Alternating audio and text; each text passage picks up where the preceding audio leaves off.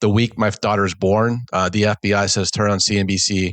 Nick, 20 guys are in handcuffs, the classic perp walks where the news cameras just happen to be there when the FBI is there. And these guys are all in handcuffs. And there's one name in the Wall Street Journal who's not released. And they're calling this person Tipper X. And I can quickly figure it out. I was an analyst. Where's my name? I think I'm Tipper X. And the FBI said, you should talk to a lawyer now.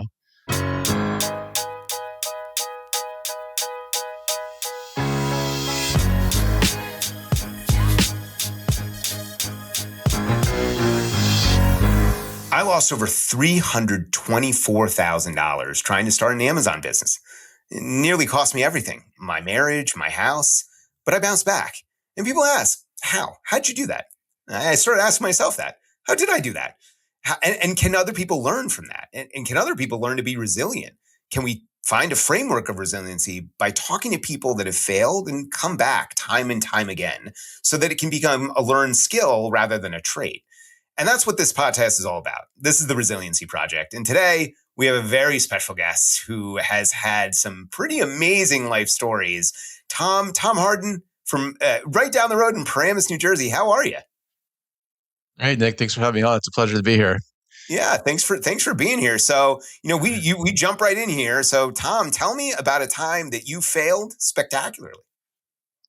Yeah, one that comes to mind was when I committed a federal crime, going back to 2007. So that's a big one. I was working at a hedge fund, made 4 trades I shouldn't have, broke the law, inside information, totally rationalized it. But I did choose to cheat. FBI was in my face a few months later and flipped me and had me wear a wire, and then became known as Tipper X, and that was that. So there's more to it, of course.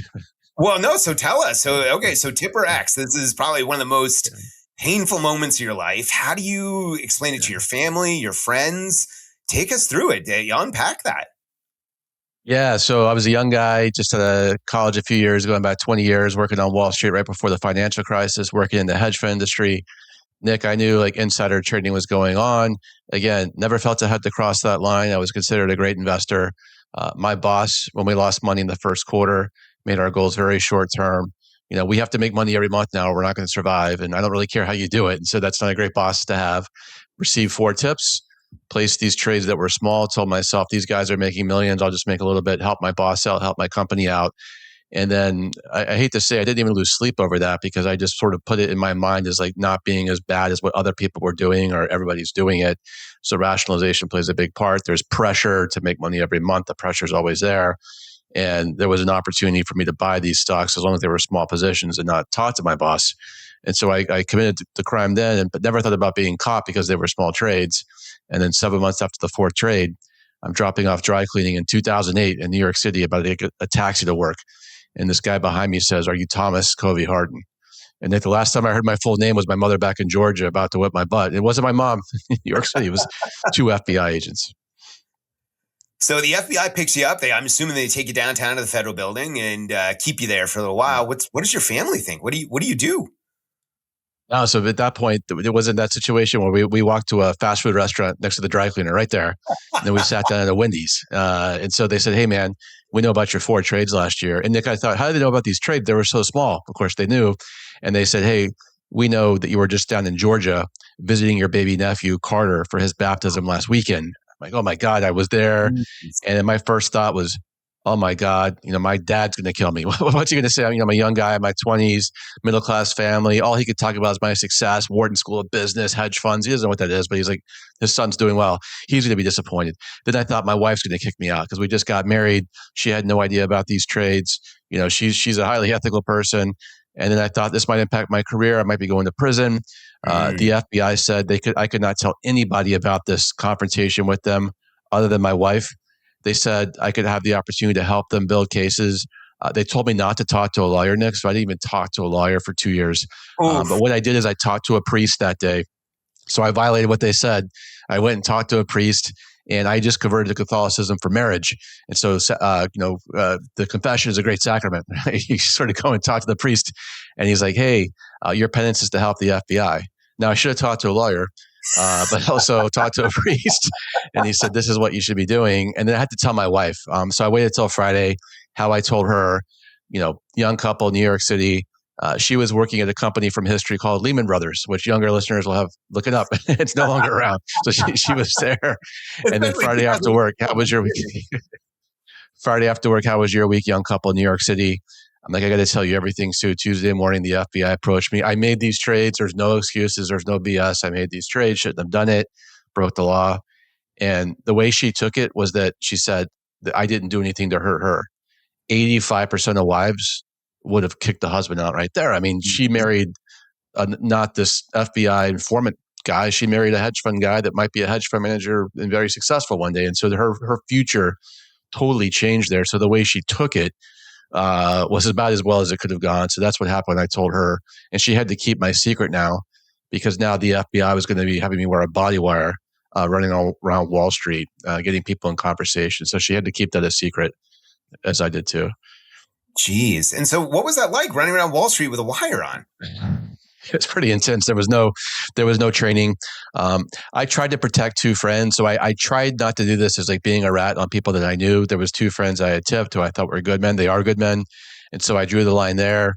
Because I felt like, let me bring them who I feel are the worst actors and maybe they'll take their eyes off my two friends. And so that's the way I thought about this. I wasn't going to be a tough guy. Like, hey, I'm not going to be a rat. Like, hey, what do you guys want to, what do you guys need? So I would get people in conversations, but they were much older than me, 20 years older. I'm in my 20s, they're in their 40s. My cover story, Nick, was like, I'm probably looking for a job. It's 2008. That's fine. Like, I'll meet with you. And then, by the way, like, hey, nice to meet you. I'm Tom. Market's terrible. By the way, on those three stocks that you're always correct on, like, how do you get your information? I was so sloppy. The FBI listens to it later. They said, you're not doing it right. I'm like, hey guys, it's my first time doing this. Actually, there's no training at all. And then one thing the FBI agent told me was ask a question and say nothing. Like, just be silent. It's the classic tactic, make your offer in sales and say nothing. And eventually, after 3 meetings, I would say that the silence feels like it's for minutes and it's just a few seconds. And I'm just asking the question. And then they grew to trust me and would say, all right, I have a source at this company or this law firm, tipping information. And the FBI, they wouldn't say good job or bad job. They'd say, okay, on to the next one, on to the next one. I didn't know how it was going. Jeez. All right. And so how long does this case take? How long are you wearing a wire? How long is this going on? Yeah. So for 2 years, this is going on. And then my wife and I decided to buy our dream house in Bergen County, as you mentioned, on double income. That was a bad idea because I wasn't going to have income for too much longer. So we bought the dream house. We started our family plan. So she's having our first daughter when I'm doing this. And then the week my daughter's born, the FBI says, turn on CNBC. Nick, 20 guys are in handcuffs, the classic perp walks where the news cameras just happen to be there when the FBI is there. And these guys are all in handcuffs. And there's one name in the Wall Street Journal who's not released. And they're calling this person Tipper X. And I quickly figured out, I was an analyst. Where's my name? I think I'm Tipper X. And the FBI said, you should talk to a lawyer now. So I called a lawyer I eventually hired. He's like, hey, man, who was your lawyer before me? I'm like, it's my first time doing this. This is sort of the story. It's so naive. He's like, you're supposed to hire me the first day the FBI approached you. And so Tipper X, I pled guilty to securities fraud. And then I thought, Nick, I was hopeful my name would not be released. Tom Hardin is Tipper X. I thought maybe they'll keep it private forever. Then they said, hey, Tom, you're going to have to wear a wire on your two friends. I said, I'm drawing the line there. There's no way I would do that. And they said, your name's coming out tomorrow. Then we're done with you. So the New York Times ran the front page story on the business section. The Wall Street Journal was actually on the front page. Thomas Hardin is Tipper X. So that was the worst day of all this when the name becomes public. So, I mean, that's a pretty public failure. How do you move forward? What do you do next? So really, you're right. It's out there. I'm persona non grata, right? It's all over the press. You do figure out who your true friends are. I don't recommend this as the path, but you figure out. I got 4 texts from friends from college, and like not poor Tom. Hope you're okay. Hey Tom, you messed up. It looks like Sue's staying with you, but you're going to have to figure it out. And what are you going to do now? So they started holding me accountable actually for what will I do about this? To your point, they weren't going to say, poor Tom, hey, man, you really messed up, but you have a chance to make it right. You're still young, still in my early 30s. The first thing I had to do with the massive public failure is to totally accept responsibility. That took a few years where I'd say, why didn't they get this guy? Why did they get me? There was several guys who I thought were much worse. And my wife again would say, hey, Tom, is worrying about that helping you, Tom, find a job? Like, no, it's not. So she really held my feet to the fire. Like, yeah, this is the way it is. You have to accept responsibility. I'm like, hey, you know what? For years, I told myself I made some mistakes and that made me feel better about it. And then one day I'm like, I didn't make mistakes. I had agency and I made bad decisions.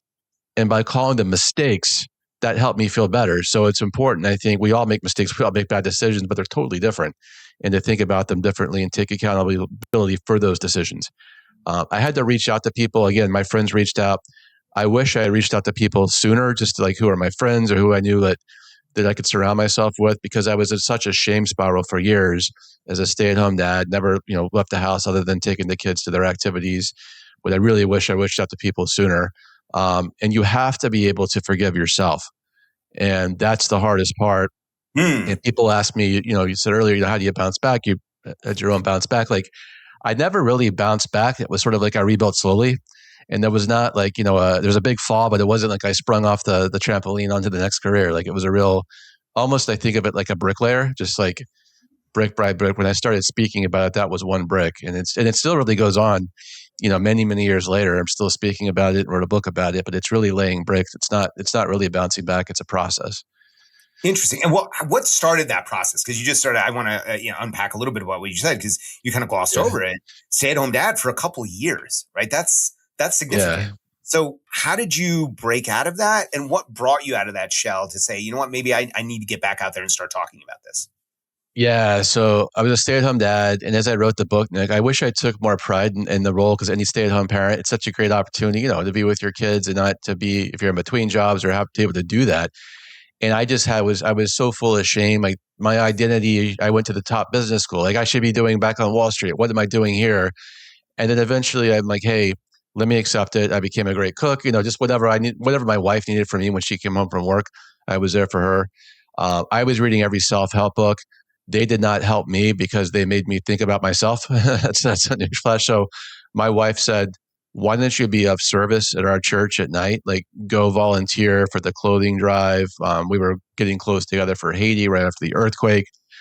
Be of service, like at the kitchen there, where 60 families in our community get their groceries every week. And people I recognize, like, they're embarrassed. They're just like, this is how I have to get my groceries. And like, once you have perspective like that, like whatever I was going through, which was a lot, perspective was important. So being of service, I could not control if I'd ever work again, because a felony is a really bad thing to have on your record in terms of employment. But I could focus on only what I could control. And that was trying to be, a good father, as good a husband I could be, and being of service. So that's sort of like, if I was at rock bottom the day my name came out, I sort of started like not bouncing back, but maybe going sideways for a while, just sort of keeping it there by being of service. Well, and so what was that first step? What was that first step of service that kind of got you out of the house, that pulled you back into being into the public eye? It was just, I was at church one Sunday and I read the bulletin. They said, hey, we're getting closed together every Monday night. I said, why don't I just show up? And when I walked in, they didn't say, oh, it's Tipper X, the FBI informant. They didn't care, right? They don't even know. Like, it's just sort of like, hey, man, you're here to help. Here's a clipboard. Can you run this, these boxes this way? Or can you get us a truck? And we figure out we have some funds. Who has a truck? We're trying to get these clothes out. And so that was the first step, like willing to put myself out there and say, hey, I'm just here to volunteer. And it was so silly because I was worried they're going to be like, that's Tipper X. They don't care. They have no idea. I'm here to be of service. But I was in my head about it. Yeah, it's so funny, in our own heads, we're the main character, right? That we're all, oh Exactly. gosh, everyone's going to talk. Yeah. Turns out no one cares, right? Yeah. It's so No. interesting you Yes. say that. Yeah. So what after? All right, so after the church, right? You understand. So what did you think you could do? Right? You had a felony on your record. What was your next job? Yeah. So my next entrepreneurial venture was kind of drop shipping before it was a thing. So going on eBay, getting items from Alibaba. Like my eBay store was like placemats, like anything I could do to arbitrage. And then my suppliers in China started hijacking my eBay listings. Yeah. Like, God. So that wasn't working. I tried to do a real estate deal, but a felony conviction is tough because if you have to tell your investors, by the way, don't Google me, it's not a good line to have to you have in business where you're trying to rebuild your reputation. So I was really banging my head against the wall. And then the FBI years later, so 2016, 10 years ago, they called me and I thought, what do these guys want now? They said, hey, how you doing? And Nick, I just found out I couldn't even coach my 5-year-old because I had to check the box and she Oh would my only play God. soccer, So that was tough. I told the commissioner, hey, it's going to come up. I'm disclosing it today. I have a felony. It's non-violent, nothing with kids, nothing violent. And he's like, I'm sorry, we have insurance with the league and felons can't coach kids. And so my 5-year-old is like, how come all the other dads are out here? Talk about, to break your heart. I had to Yeah. explain it to her then. So that was rough. But then the FBI had invited me to speak. They called me and they said I was the youngest guy that they charged. They had arrested 81 people. I was the youngest and I made the least amount of money. And I'm like, well, I was trying not to get caught. They're like, that's the interesting thing. Why do well-educated, ambitious people make these choices to cross those lines? What's the culture and the pressure? So I spoke at the FBI and they said, why don't you go make lemonade of lemons? I'm like, guys, I have to make a living. They're like, no, you can actually try to make a second career from this, but easier said than done. So it went back to being of service, not more still at church, but now on the stage and now actually speaking to colleges, and went around, didn't charge, went to all the, NYU, all the New York colleges. Hey, professor, can I just come share my story with your class? Maybe it'll do some good. Went to libraries. I remember the Ridgewood Library down the street had me in one night. It was like all 80-year-olds from bingo night were there. And one like guy came up and shook my hand. He's like, I'm 85 years old and you're making me think about all the decisions I made in business and how it could have gone a different way. I'm like, thank you, sir. I mean, and the college kid just said the same thing about his future self. So I'm like, there's something here. And then one day a company heard about me and they said, how much do you charge? And I just threw a number out there, 3,000. And once I got paid one time, Nick, I told Sue, who had been now on a 2-hour commute, she had to work. I'm like, you can stop working now. I got this. And she's like, she doesn't cuss, but are you kidding me? We have 16 months of cash left. Every month, Nick, she showed like how much cash we had left on this double income house before we had to sell it. I'm like, no, I have to make this work. You've been holding it down. You've been amazing.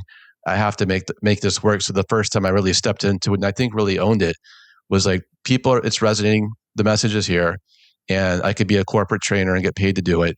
And I have to do this for my family, for my wife, for my kids. I have to be able to step into this and be very vulnerable about it and share this story. And so when I fully owned it, I'm like, I'm going to turn this $3,000 into something that actually, will help us. That's outstanding. And so take me to today. What do you do now? Yeah, so I do about 50 talks a year. It's been in the last 10 years as a professional speaker, about 50 talks a year all over the world, 13 countries. And then about a year and a half ago, Wiley, my publisher, reached out. They said, "Where's your book?" And I said, I'm not really comfortable with the story out in the world. I like it in the conference rooms or at the conferences where it's contained in the room, but I'm not sure how much I want this to be in the world. And I got a great editor to really help me to really get it out of my head, to really sculpt it. And interviewing my wife, Sue, last year was pretty surreal. So I said, what was it like for you? And she's like, thanks for asking because you never did. And she was right. I was so consumed with myself. And so you think about, I made 4 poor decisions in my office. I made one very good decision in my life. And so I'm very grateful for that. Because again, 85% of marriages end in this situation. And she told me how when my name became public, what it was like for her at work. Like, is this your husband on the front page of the Wall Street Journal? Like, yeah. So she went through that for me. Like, yeah. Wow. That is complete story in resiliency and keeping going forward, control the controllables. It's your mindset. But I think one thing that you said at the top was really informative for me, which is give yourself grace. You have to forgive yourself. Yes. You keep beating yourself up. You can't ever move forward. Right. One of the things we do, and we'll do this with you at the end. One of the things we do is we ask the previous guest a question for the next guest. And this one's actually kind of perfect for you because our last guest asked me to ask you. So if let's say if you lost everything again, how would you restart today? What would you do differently if you lost it all again? How would you start rebuilding? Well, I would accept responsibility for whatever for happening much quicker. I would reach out and get help much sooner than I did last time. Like I was in this shame spiral. And if I had reached out to friends who had my back, I think they would have been able to sort of figure out my financial employment situation much quicker, my entrepreneurial situation or help much quicker than I did. So that's how I would do it. And I would forgive myself, I think, quicker and not go through such a shame spiral. Like shame, so people know, is like, I'm unworthy as a person and I did a bad thing. Guilt is maybe I'm a regular guy who made poor choices in a situation where there was a lot of pressure, but I'm not inherently unworthy of being here. I would not be in that shame spiral. And if I understood that for the next one, I think instead of rebuilding, I'd be able to bounce back, a little bit faster. I mean, that's phenomenal. Tom, I think we learned so much today about what resiliency is, but I ask everyone last question. So what does that word mean to you? Resilience. What does it mean to you when you hear that word? Again, it's not bouncing back. I think for me, it's been bricklaying. So you don't get to see the wall for a long time, right? Bricklaying. So you just lay one honest brick a day, telling the truth as I do on stage, showing up for my family, being useful to somebody who doesn't know my name, and that's it. And that's the whole practice. And the strange grace of it is that the life I ended up with is better than the one I was chasing when I broke the rules to get it. Huh. And isn't that interesting, right? It works out that this extreme punishment turned out to be something that truly created something very special. But it all started with forgiving yourself, reaching out to people, and controlling what you can control. Tom, this has been a phenomenal conversation. Thank you so much for being on the show with me today. Everyone out there, this has been the Resiliency Project podcast. We'll see you next time.